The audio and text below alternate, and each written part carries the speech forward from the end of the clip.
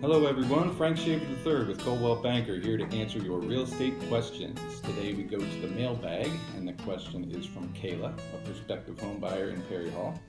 And here it is. I know when I buy a house I will have to pay a deposit of a few $1,000s as soon as I have a contract with the seller.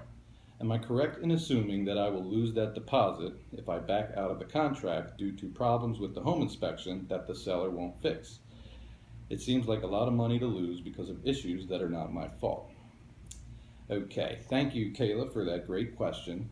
So what Kayla is referring to is that initial deposit called an earnest money deposit or good faith money.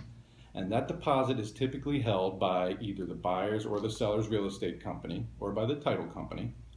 And that will be credited towards your costs at closing.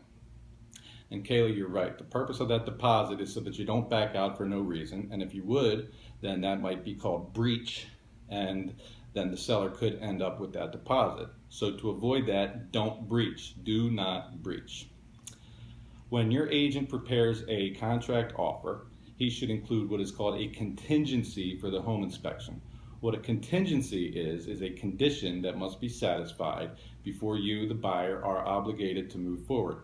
So for example, if your contract is contingent on satisfactory home inspection results, then you are not obligated to move forward if significant defects are discovered that the seller is not willing to address.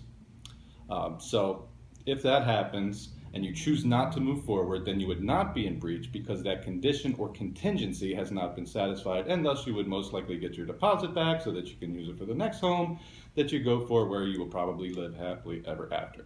Unfortunately, you are at the cost of the home inspection, but consider that to be money well spent because now you don't own a house with all these problems that you would also own.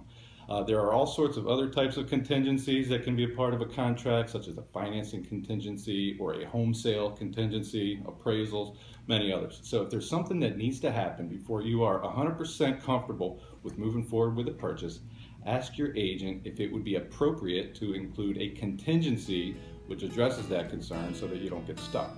Thanks for the great question, Kayla. If anyone has a general real estate question for the mailbag, submit it below, and please, if you have a specific real estate question or need, please be sure to reach out to a knowledgeable real estate agent that you trust. And if that be me, I would consider it an honor and a privilege.